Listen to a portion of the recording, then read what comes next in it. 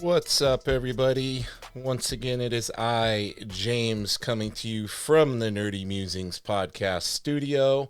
I am excited to be joined today by somebody I'm going to say is probably my first underground comic creator, Mr. Sam McClurg. How you doing today, Sam? I'm doing good, man. How about yourself? I'm doing great. I've got you on here, and I'm ready to learn about the underground scene. I'm vaguely familiar, but I'm sure I'm going to get a little bit of an education. I look forward to it, man. It's going to be a lot of fun. Awesome. So let's start off with a basic question to pose to you here. What drew you to more of the underground style of comics? Yeah, so I guess to kind of preface my a little bit of my history with comics, um I started reading comics a little later, when I was probably late middle school, early high school. Uh Okay. the whole reason why I got into comics was it was the same year that the Dark Knight had come out. Oh yeah. And so Batman was at the highest of the high, and I'm 32 to kind of put it into perspective a little bit. Gotcha. So I was old enough I'm from Columbus, Ohio originally, so I really wasn't allowed to roam around a lot because it was a bigger city. So once I got a little older, my friends and I were, able to kind of walk around, go to the comic shops. So when I first walked into a comic shop, I was like, "Oh, this is really overwhelming. I didn't know what to do. I didn't know what to see." And growing up, like I said, I've never looked at comics. I never saw comics. Of course, I knew like Batman was and the Hulk and whatever, Right. but had zero experience reading. Um, so I walked in and I had pulled this. I don't know if you've ever read this before, but it's Joker, Oh uh, yeah. Brian Azzarello, and Lee Yes. Bermejo. So this is the very first comic I ever read. I have that one as well. Yeah, Uh, that's a great one. and I walked in and I said I'm into Batman, and that's what the dude behind the counter had gave to me, and that Yeah. was the newest book at the time, graphic novel wise, and the dude gets skinned and thrown out on a strip club Yep. stage like within the first 10 pages of that book, and I think that kind of explains a lot for the Yeah. kind of comics that I make. In Um, explicit detail in the way that that artist can portray. It's pretty jarring. yeah, and I got like and then I started getting more into like the new 52 was like the big thing at the time. And I was a really big uh Aquaman apologist, so I was big into that Aquaman run. Okay. And then once I went into the Marine Corps, a lot of my I still read a lot of comics, but a lot of that kind of went down a lot because I was in the Marine Corps. I really didn't have time to read a lot of comics and things like that. And then I basically had gone through a divorce at the time too as well. So then I was like really hurting for money, and then I'm sure like a lot of people they kind of lose interest in comics and then their entire collection they sell it off. Yeah, I've heard Uh that story on more than one occasion now. yeah.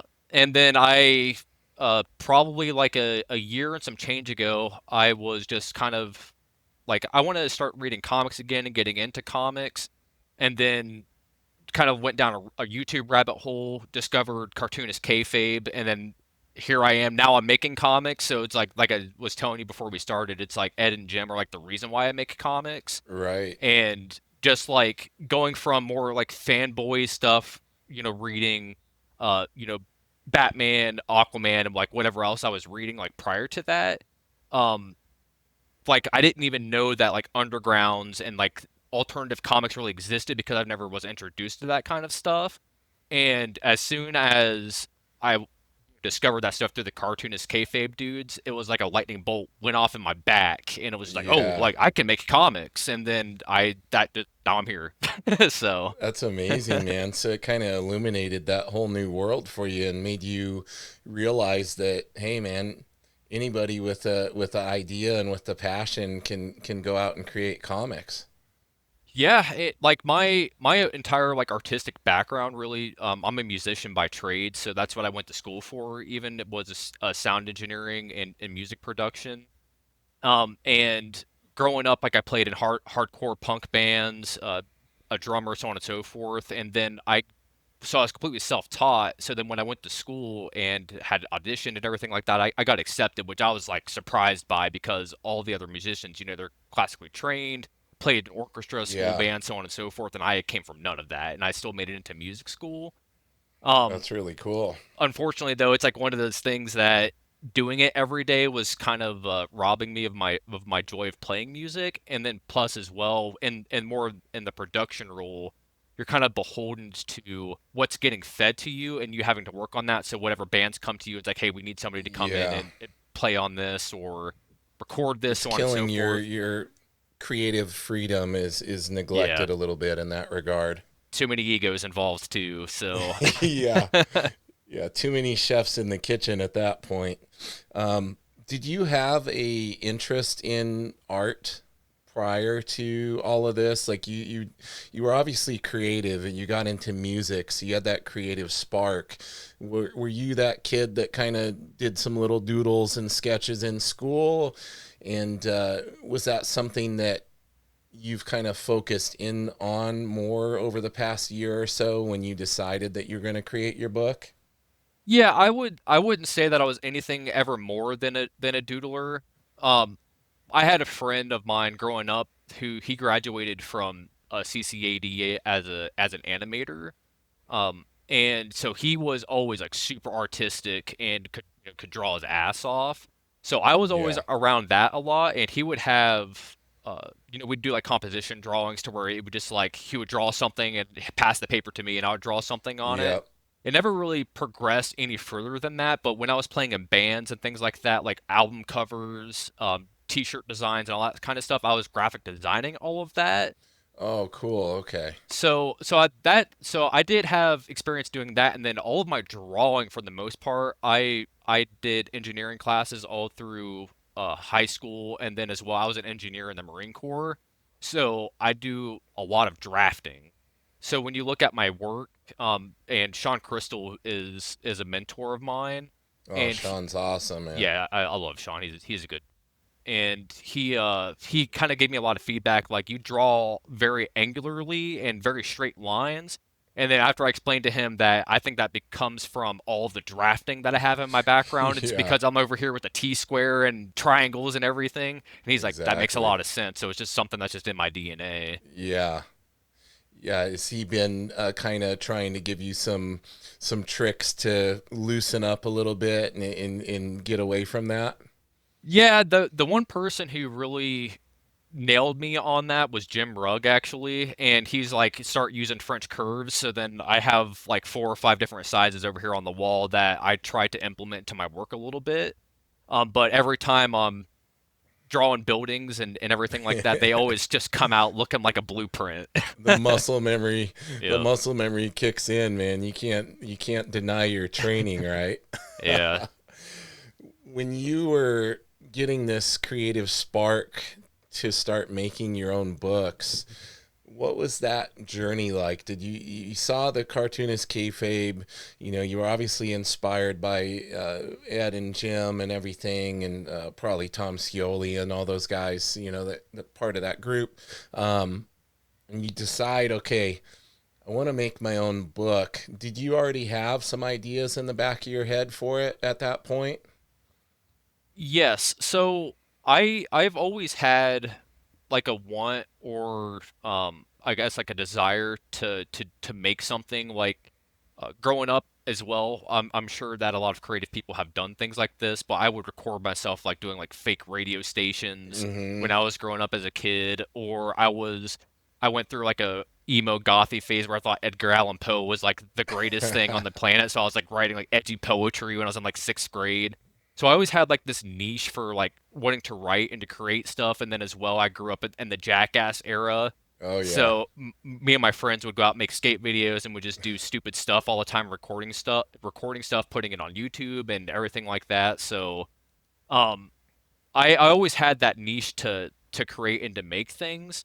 And once I came to the realization, like the real spark besides like kayfabe was like, oh, I could do this, was I was getting into the kayfabe stuff, and then I realized that there are comics that are on like a really high scale, and there are comics that are at the bottom of the barrel. And I went to my comic shop, and I'm like, I'm kind of curious to see what more like local indie cartoonists are doing. So I walked over to the local section. I'm like opening up these books, and I'm like, oh, this is not the greatest thing I've ever You're seen. already Like, like I'm comfortable I could do something equivalent or better than. Exactly. So then that's kind of like I'm gonna see if I can do this. And um I had reached out to a bunch of people who had that influence, like Jim Rugg, like I said, Sean Crystal, Jim Mahfood, all those kind of guys. And Sean Crystal kind of he leveled with me on a human level and was like, "Hey man, like if you're serious about this, like I'll open up the platform to you and just go." He brought me on Ink Pulp Live, and I That's basically, amazing. yeah, and that was like the very first thing I ever did. I didn't even have a comic underneath my belt, nothing. And he's like, "If you're serious, like I'll let you go." And I showed up with my money basically, and That's such yeah, a crazy opportunity to get so early on, man. That's so cool. yeah. The Ink Pulp guys, man, I love their stuff. I love watching their podcasts and everything, and just how they create, and the creative freedom that they inspire and everything is really cool. What for the listeners, and for maybe even for myself that isn't, I'm not as familiar with the indie or underground scene. What is it that really sets it apart and makes it unique compared to mainstream comics, in your opinion? Uh, for me, and the reasoning why I love them so much is you never know what you're going to get. So when you walk into a comic book shop and you're staring at the book of walls, or the wall of books I should say, that they have there.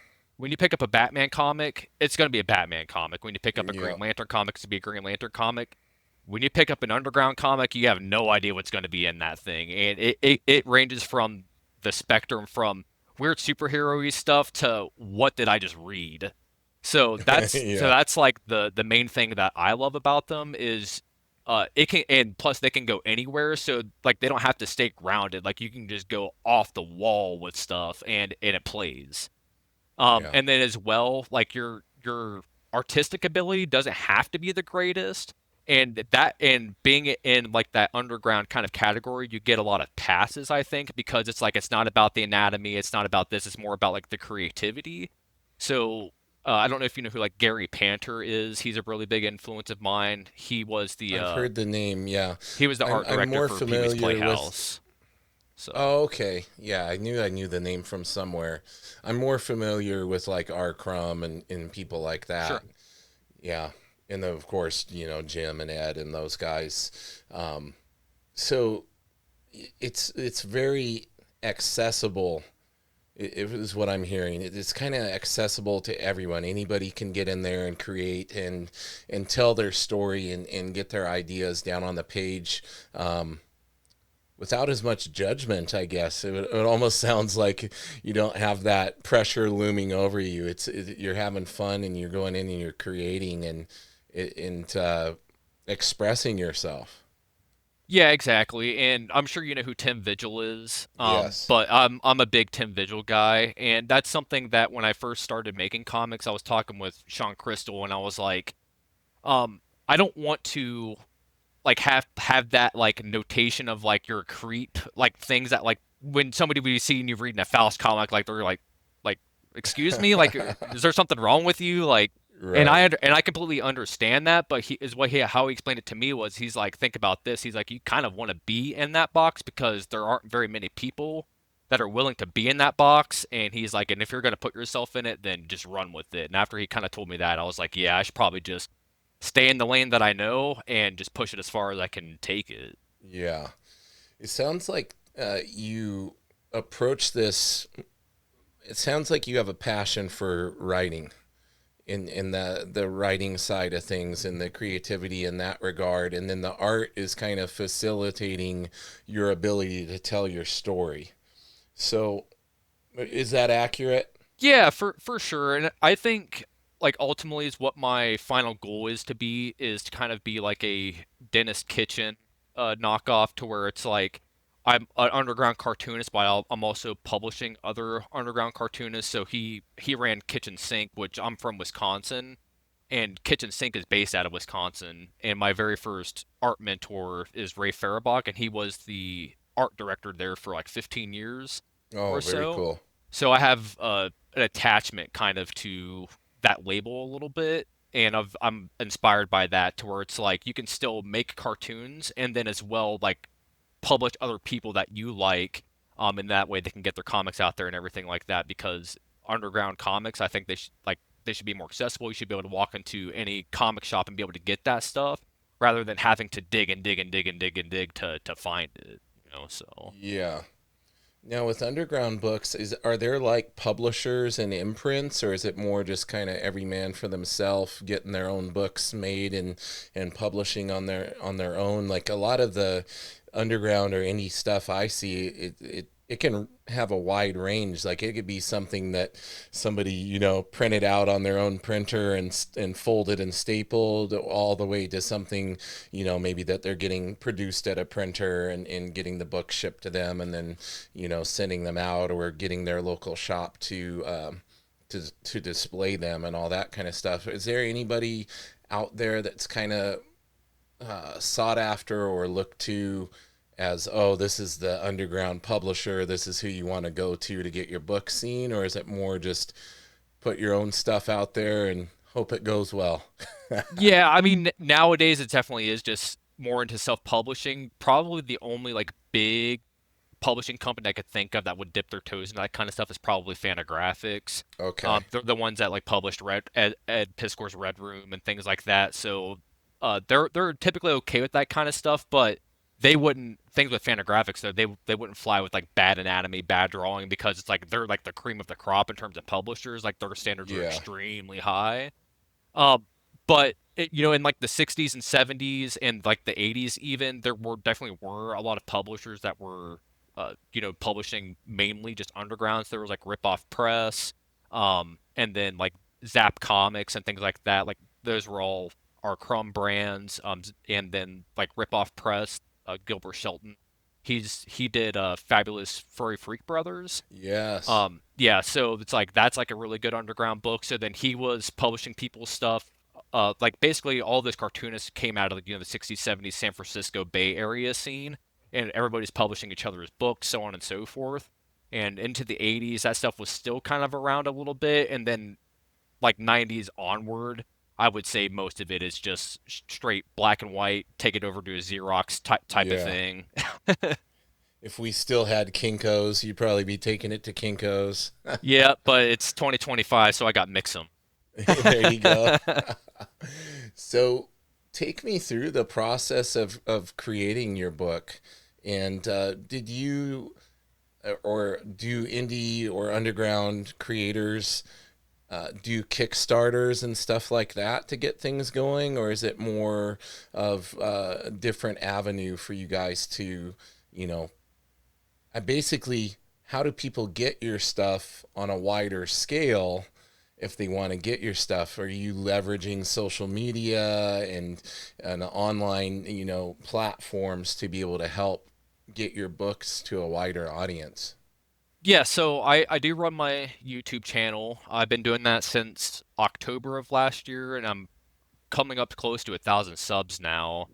Um, Yeah, you're doing great for that short on YouTube. That's awesome, man. yeah, I did a Todd McFarlane video, probably like around earlier this year, and like just off that video alone, I got like 600 subs. It blew up for whatever reason, and pretty much every time I post a video, I'll get 10 to 20 subs off of a single video. So I try to That's be, great. yeah, I try to be try to stay on that schedule. Every 2 weeks, I have a video that comes out, and then every Thursday at 6 p.m. Central Standard Time, I stream on my channel. So I can do anything from like book reviews, art, you name it.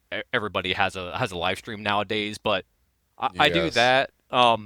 And I'm trying to remember uh, what your preface was for that for the question. I I lost my was just saying that the means of getting your stuff out, sure. of producing your book and getting it to a wider audience. So I have two different ways that I distribute my stuff, and it's a little bit outside the box. Well, the first one really isn't that much outside the box. It's literally just I cold call comic shops and I cold email comic shops. It's very old school, hitting the pavement, walking into places. Like there's a record store downtown here. They don't sell any comic books, and I walked in. I have a denim jacket and I have an Akira patch on it, And the Nice. guy behind the counter was just like, "Oh, is that an Akira patch?" And then we started talking about comics, and he was the owner. And then now I have comic books sitting in that record shop. So it's like things like that, just Sweet. like the networking and everything. And then the other thing is as well, I work with like a network of artists, like you had Tyler on recently, and Yes. he actually worked on this book with me. So this was an anthology book Oh, that I put out nice. earlier this year, and he's in that. So I will work with a bunch of different people, and then when I work with them, I'll be like, "Hey, here's 20 copies," and then just give them the copies, and then we just kind of distribute money and everything else from there. So Yeah. it's very DIY punk under the table kind of stuff. And then as well, Yeah. like Kickstarter is definitely something that I'm going to do for my upcoming project. That's probably going to launch like towards the tail end of the fall. I'll have that up and ready to go. Oh, very cool. We're gonna have to have you back on to promote that. Yeah, I have a page sitting right here. It's like half inked, half screen toned, and half penciled. But this is Oh, nice. something that's sitting on there right now. Little So behind the scenes. That's great. And your first, well, how many books have you put out now? I've put out three this year in a sketchbook, and then Nice. I'm gonna have another anthology coming out probably like October, November-ish time frame, and then I'll have that full issue out. It's called White Line Deadline is the name of the other book that I'm doing. And that will probably, like I said, I'll probably launch the Kickstarter like late fall, and the thing's already pretty much done. I'm on page 16. I think it's like 24 pages, the first issue. It's going to be a 4 to 5 part miniseries. I have the whole thing thumbnailed. I have the whole thing scripted and done. I've been working on it for like the last like 15 weeks or so. I just graduated from SVS, School of Visual Storytelling, and Jake Parker Nice. and Sean Crystal are the instructors there. Yep. Jake And and Sean are really good instructors. I love their videos. yeah, so I've basically that was the whole purpose of that class was, hey, we're gonna start you from ground zero to here. Basically like how we do thumbnails, all the way to how you scan your artwork in and everything like that. I already knew how to do a bunch of that stuff, but it was still like the writing part of it was what really that course had really helped me with. So after I was kind of like, oh, like this isn't going to be like a professional comic. Like I'm going to actually take this to Kickstarter and make incentives and everything like that. We haven't really got into it at all, but I don't just make comics and content. Like I'm kind of trying to like build an empire, basically. I I take like a it. lot of influence by Todd McFarlane, so I think cartoonists think a little small, and they're just like, I'm gonna sit over here and scratch away on my paper or my tablet and make comics. Yeah. I want it all. So I'm like, I'm hungry, and like I'm out like I mean, I can show stuff that I'm working on. Yeah, please do. I love the video version of the podcast. I encourage everybody to check it out because you guys always have cool stuff to show and we got to leverage that for sure. So, like I said earlier, I was an engineer in the Marine Corps. So I have a 3D printer. So I've been making guides. I make Nice. I've been making screen tone guides. So like this one specifically, you can see there's a tab on it here. Yep. And so then that way when it is on the page, it'll you can lift it up basically. Yeah. I've made stencils for some guys. So West Coast Avenger Dave Oh, over there sweet. made stencils for him. I made stencils for Mateo Scalera. So it's like I have like a side business basically to where it's like I make T-shirts, stickers, stencils for people, you name it, and it's like it's open to everybody. And it's like if you have a logo you want to slap on a T-shirt, or if you want to make like a spray paint stencil, even I can make action figures even. So it's like I can get wild with stuff. So it's like that's just an offer to everybody out there that's listening. Sweet. The business is open. Yeah, we're gonna have to send them your way. I had the creator of the Wham stand on here, and he talked a lot about 3D printing and just he's like he can make anything. He's showing me all the stuff he's done. It's really cool. Yeah, it's honestly, uh, I really enjoy doing it, and having that engineer background has really helped me a lot with just making comics, but then as well, like being able to do this stuff like printing T-shirts and whatever else, and I don't have to rely on other people to do that for me. So like Yeah. when I roll into the Kickstarter, all that stuff is in my hands and it's my responsibility rather than being like, I gotta wait on the T-shirts to get printed Yeah. and I gotta wait to get stencils made and whatever. It's like, no, Sorry I'm making all. guys, can't Yeah, can't fulfill your order yet. Waiting on the sticker guy yeah. to or waiting on this guy to get it It's done. it's Yeah. all me doing. So Well, let's talk a little bit. Let's I jokingly I always manifest things on here. You know, I say we got to speak it into being. Tell me more about this empire that you would like to build. I mean, we've already covered some of it, but this Todd McFarlane approach, because I'm very familiar with Todd, and I can hear his voice, what he would be telling you to do, and basically, it's like don't put any limitations on yourself and just run for the cliff and jump off. It's kind of his thing. Take that leap. yeah, so there is a bunch of interviews, of course, and this is something that he says constantly in interviews. Is like if somebody walks up and he sees that their art is like amazing, he's gonna tell them to not continue to go because he doesn't want them to like overpass him, if that makes sense. Cause like it's gonna make you Right. want to work harder, so on and so forth. And then he's like, there's gonna be some 20-year-old kid that's scratching away like I'm gonna get Todd, like I'm that guy. So it's not that I'm scratching away on my paper thinking I'm never going to draw better than Todd, because that's never going to happen. But it's more of that having the big picture and not just, hey, I just want to sit here and make comics. It's like, why not roll that into uh, publishing other people's stuff and then uh, TV shows and music and whatever else, magazines, so on and so forth. Yeah. Um, I have Todd's. It's called Devils in the Details. I keep this right beside my drawing desk, and Yep. every once in a while I open it up and I just see his like denial letters, rejection letters that he has. And there's like 500 of them in that So book, many. Yeah. and I use that to remind myself like Todd McFarlane was getting all of these no's. That's also going to happen to me, so I need to pivot into my own lane basically, and not necessarily follow in his footsteps, but use some of his teachings and learnings to then build my quote unquote empire. And For sure. it, straight up, like I just want to do this full time and not have to work a daytime job. On top of making comics and content and everything like that, but as well, it's like a big proponent why I make a lot of anthology books is because uh, I love underground stuff, as I said earlier. So then getting more people to then make comics is another goal of mine. So then ultimately, like making a publishing company and then kind of building off of that. There you go. Yeah, that would be cool. Do you have any aspiration to do any kind of work in the future for other publishers? Are you strictly staying in the lane of the underground type of stuff? So if somebody, I don't think anybody would ever come to me and be like, "Hey, do you want to make a Spider-Man book?"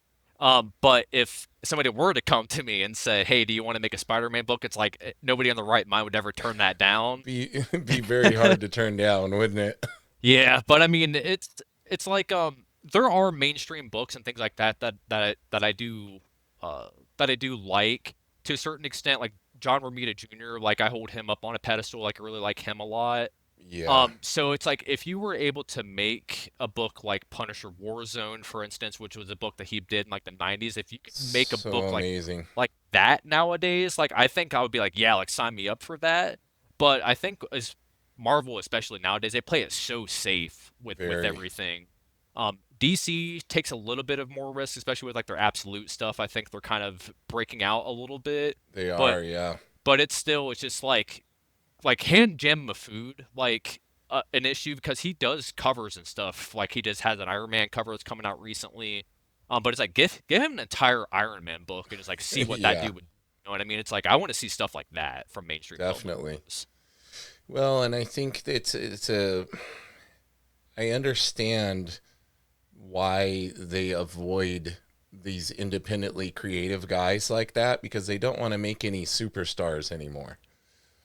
And they've straight up, behind the scenes said stuff like that because they don't want everything to become about the creators again like it did with the image guys. You create rock stars out of the creators and then the publisher potentially suffers if all those guys decide to leave.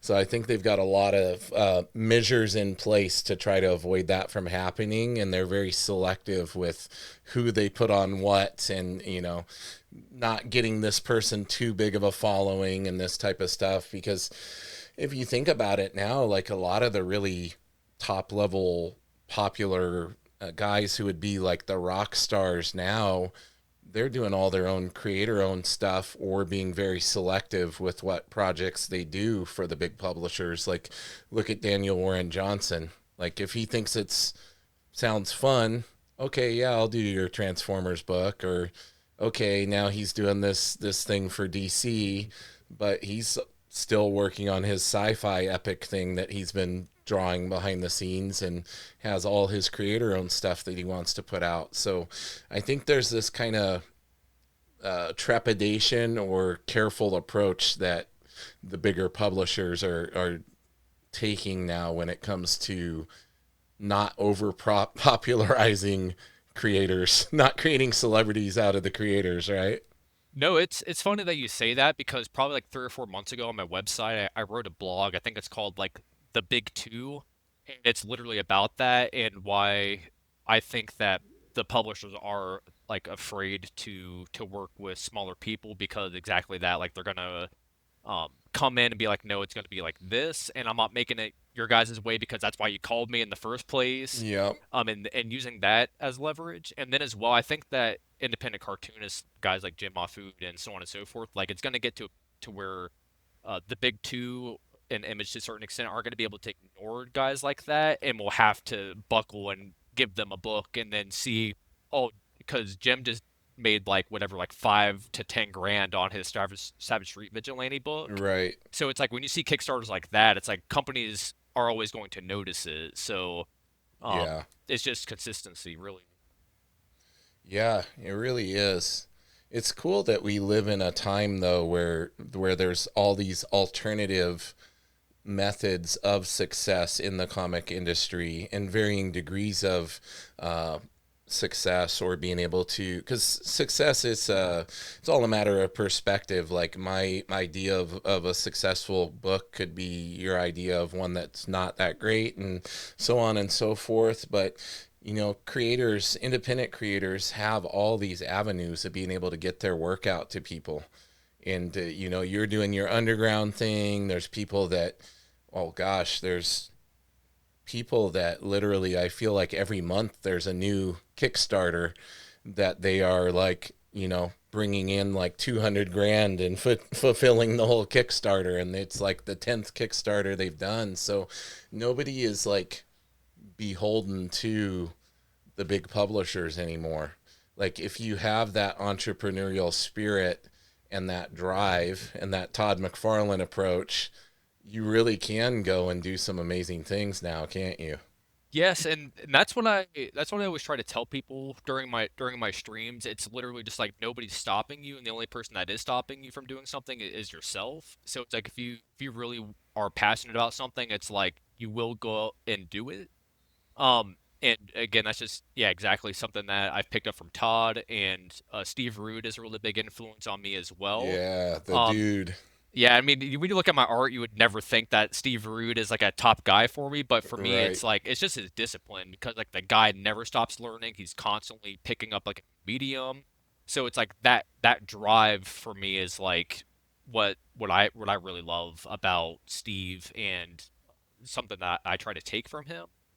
I also think that a lot of people when when they get into comics, there's not lifers, if that makes sense. So people, this is something I saw at SVS, and then just in the comics community in general, you'll see people who will start a comic and then it gets like 75% of the way done, it just gets thrown in a drawer and it never gets Yeah, finished, or they will do one and it's like a one and done, and people drop out, especially when they see how much work it is. Because as for you're aware, sure. it's like comics are crazy with the amount of time and commitment and everything like that you have to put into it. And not a lot of people can dedicate the time to that, or aren't willing to do so. So then it's like kind of a tight group of people, in like the cartoon community, because like everybody kind of has an understanding like it's a big Yeah. task to make a comic book. Misery loves company. Yeah. When it comes to your artwork, how much time, and I'm asking this because I know like you're so busy creating, and I'm sure you learn a lot through just working on your book and everything, but how much time do you dedicate to focusing on, keeping the artistic muscles pumped up, and practice and do your figure drawing and everything else? How much time do you tend to devote to that? So I work 40 to 50-hour work weeks at my day job, and then Yeah. after that, right when I'm done, I do nothing but make comics, YouTube videos, so on and so forth, till about midnight my time, and then I go to sleep and Okay. wake up at 6, and then pretty much go to work, and then the whole cycle repeats. Um, right now, since I'm like in the midst of drawing a comic, like I'm not doing a lot of sketchbook stuff, but like last year I filled up like 6 sketchbooks, I want to say, like front to back. I all of my figure drawing and things like that I pick up from Steve Root because I think he's like the god tier in figure drawing. Definitely. So I practice a lot with that. Um, but yeah, right now it's mainly just drawing pages, getting pages done, and getting stuff ready. Because like when I do the anthology and everything like that, like I front all of the money, I do all of the design work, I do the printing, everything. So I basically juggle like 3 or 4 projects at a time, and that's just pretty much how I roll currently. So Yeah, sounds like you're definitely busy, but it sounds like it's you have to get that creativity out. yeah, Like that's I think you would go nuts if you didn't come home from working all day and then work on your comic too. Like it's probably pretty cathartic for you, to be able to have your creativity flow out, and work on your art and work on your story and all of this. it for sure. I like my girlfriend was literally just telling me this the other day. Like I understand like working corporate jobs is like soul crushing for you, but like you have to pay your bills, and that's I mean that's 100% true, right? I mean that's just the world Yeah. that we live in. Nobody in comics is making money unless you're Robert Kirk. So Yeah. that's Yeah, just and look where he started, right? yeah, exactly. It's the iceberg analogy. It's like, oh, look at Robert Kirkman. Look at the tip of the iceberg that's sticking out above the water. Look at all this stuff below that he did, scraping his way up. Yeah, but one of the things to jump back to your last question that I've picked up with art and then like saving time and everything like that was when I first started I was drawing 11 by 17s. And then after I've decided like that takes way too much time to pencil to ink, and then I do everything physically, so screen tones, everything like that. I got deleters, so I'm So sitting you're strictly traditional then. pretty much like only digital I do is like when I scan it in and adjust the levels, and that's literally it. Everything else Right. is yeah, it's all by hand. Just to prep it, finalize it for print, you'll take it in and do that. Yep, exactly. So I started drawing on 9 by 12s, and that's really opened up the game a lot. And then not only do I finish pages faster, but I can get more pages done. So it's like what originally would have taken me, what I'm like page a day guy. So I would have the same amount of time it would have taken me 10 pages. Now I have 20. So, Perfect. so yeah, it's just like doubling that page count and just kind of rushing through it and getting it done. And a lot of people would think that because I am working traditionally and not digitally, that working digitally would also speed me up a lot. But coming back from that engineer background and everything like that, for me, it's easier for me to wrap my head around. Hey, here's a piece of paper, here's a pencil, here's a marker, Yeah. rather than having to sit and mess around with the Photoshop and figuring that out. And uh, like I'm sure you've seen it, but if you go to Webtoons, all of those Mm-hmm. comics are going to be digital, and all of them look the same. So Yes. it's like wild to me. It's like you go on the front page of Webtoons, and it's like who's reading this? I don't know, Mm-hmm. but obviously a million people are because it got a million hits on it. Yeah. So that's one of the other reasons too why I love working traditionally is being able to set yourself apart a little bit from Yeah. digital. Well, yeah. I mean, there's a lot of sameness with digital, especially like It's very hard, like for digital inkers to not develop that sameness because most of them are all using the same tools, and so you see that a lot. And you see a lot of these styles that I'm noticing that are very similar, and these guys are like workhorses. They're putting all this stuff out, and their workflow is 100% digital. You see, they're using a lot of I don't want to call them shortcuts, but there are certain advantages to working digitally to be faster. And along with that, I think being that they're all doing the same things, a lot of it is what you're noticing as that sameness. You're like, oh, all these books look really similar. Yeah, Well, and for they're me all too. using Clip Studio or Procreate. They're all, potentially importing 3D models of buildings and cars and drawing over them. Like, it's a very common practice. Yeah, that's what I was gonna say. It's like when you look at a lot of digital stuff, like for instance, when we were in SBS, somebody comic, which is like whatever, because I think if you're doing a good comic digitally, who cares, right? Like it doesn't make a difference. But when there's a bad digital comic, like it's bad. Yeah. And there was a scene where there was like a platoon of like army people standing in a column or a row or whatever, and it was literally just like they took the same person and just copied and pasted them and just clear across, and it's Yeah. like Yeah. really like it would have taken you like maybe 30 minutes to an hour to draw different faces on all of those Yeah. figures. So Yeah, and there are examples of artists that pull it off amazingly. Like Jorge Jimenez does an amazing job. He's 100% digital. Uh, Dan Mora is probably one of the reasons that Dan Mora's drawing like 6 books right now. You see, but the quality of his work doesn't suffer for it. So he's got it figured out. Clayton Henry's another one. Those guys are all like, well, I don't know for sure on Jorge or Dan, but I know Clayton Henry, he's 100% iPad like his entire process, and he does amazing work. So the tool can be leveraged to do a great job and help enhance your workflow and everything, but then it could also cause you to potentially get lazy and do something like you just described. You're putting a copy and pasting a bunch of the same figure all in the same position in a line, like, so it's a double-edged sword, really. yeah, and I think that you do, especially if you're starting, like you're losing a little bit of those foundations because there are those shortcuts to where it's like you can make curves and they just snap together and everything like that, in Yes. your Photoshop. So it's like if you are starting, I think you should be starting out probably traditionally, at least just like in sketchbooks and everything like that. And if you want to go digital, then go for it. And then just tracing is like a really bad thing digitally, is like you just said. It's like dropping in a 3D model and it's drawing over top of it, and then in some cases they just leave the model, and it's just like, what are we Yeah. doing? Leave the model, or they'll just knock the lines out, and they'll do like a couple of filters, Yep. to try to pull it off and blend it in. Yeah, but here you go. They're producing monthly work, a lot of those guys. They're working for the big two and they're getting it done. So I guess, who am I to say it's wrong, but it's just not for my taste. I think that's what it comes down to. No, that's fair to say, and it's like, and if you get a deal, especially with like webtoons, like an exclusivity deal with webtoons, it's like those cartoonists. So Yes. yeah, Yeah.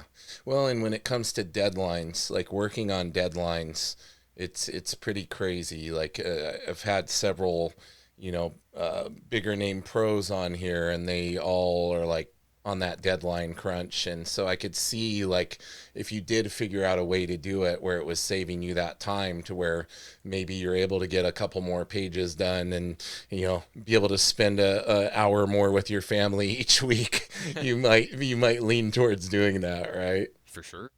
Yeah. Man, I've learned a lot about the underground comic scene. Now I kind of want to know, well, I want to know what we can expect from you. What do you got coming up? You touched on it a little bit. So you've got this Kickstarter you're talking about starting in the fall. Are the books that you've already done, are those still available for purchase anywhere? Yes, everything is all going to be on my website. It's just sam-mcclurg.com. sam-mcclurg.com, sam-mcclurg.com, however you want to say that. I got an online shop there, so I have all of my previous work up there. I'm going to be releasing a third anthology book, like I said, probably like October, November-ish time frame.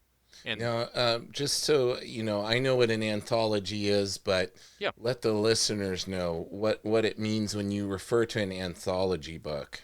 sure. So it's basically a bunch of short stories, and I work with a bunch of different people. So I will basically post a form, Google form up in a bunch of different communities, like my community, Ink Pulp, Long Beach Drink and Draw, so on and so forth, like a bunch of different places like that.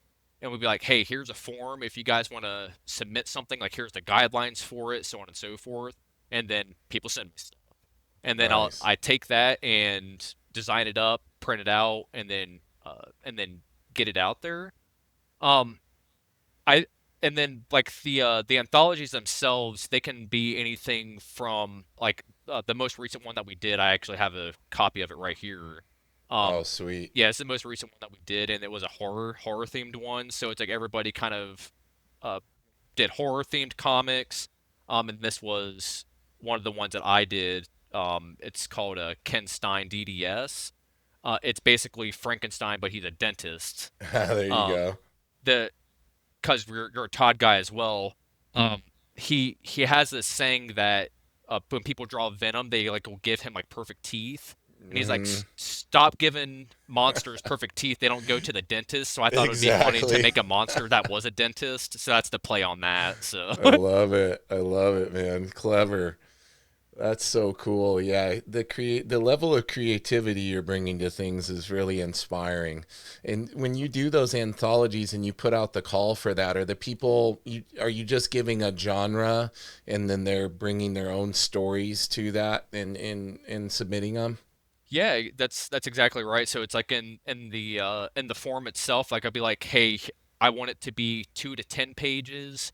It needs to be horror themed. It has to be black and white or grayscale. And then as well, like if you're doing pinups or covers, like that can be colored because those would be on the outsides. Right. And just give them the basically like here's your stipulations and then just send it to me. And since I'm an underground publisher, I don't care what it is. I'll publish anything. So if it's like furry stuff or if Right. it's dudes doing drugs, if it's kids getting ran over by cars, I don't care. I'll put it in a comic. You know what I mean? As long as it's Right. passable. And obviously, it's like I'm not going to be doing anything that's like incriminating or however you want to look Crossing at any that. lines. Yeah. Exactly. Yeah. I'm still respectful and everything like that. So yeah, I'm not going to cross any of those kind of lines, obviously. But yeah, it's very much like send it to me and make more comics. That's really it. I can't think of a better way to end the episode than that, man. Send it to you and make more comics. That's great. That's a good slogan. I appreciate you coming on here today, man. I definitely want to have you back on, especially in the fall before that Kickstarter comes out, so we can promote it and let everybody know. Yeah, I'll for sure like to come back on and like I said, late fall, early winter, it should be up. The comic itself will be completely done at that point. So when the Kickstarter does go up, like you're not going to be sitting around for 5 months waiting for a comic. Like it's as soon as it's done, it's going to go to the printer, and however many copies are being purchased, that's what pretty much going to get printed. And then as well, like I'm already going to be started on the second book, if not already have it done by that time. So I'm going to use kind of number one to then roll into number two, roll into number three, so on and so forth. Sweet. So just keep an eye out for that and just follow me on my website, and my YouTube. It's just all under Yeah, and my name. I wanted to give you the opportunity here to direct everybody to those. Let everybody know. You already said the website, but go ahead and let them know about that again, and let them know the name of your YouTube channel as well. Yeah, it's so my website's just sam-mcclurg.com. I have a blog, a newsletter. I put videos up there. Pretty much anytime like I get a commission or I do a pinup for something, like I just did a pinup for Monty Keaton's You're a Suck at number two. So that like that's up there if you want to see that.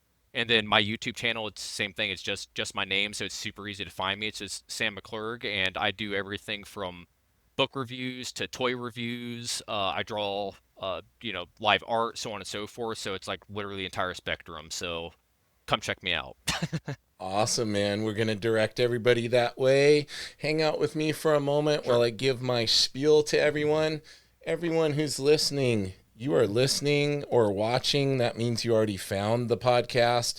I greatly appreciate all you guys. I'm having a wonderful time bringing you all these amazing creators and collectors and a wide variety of awesome fellow nerdy people on here. If you enjoy the podcast, go ahead and give us a like, a subscribe, share it with a friend. 5-star review would be cool. And in the meantime, everybody, keep it nerdy.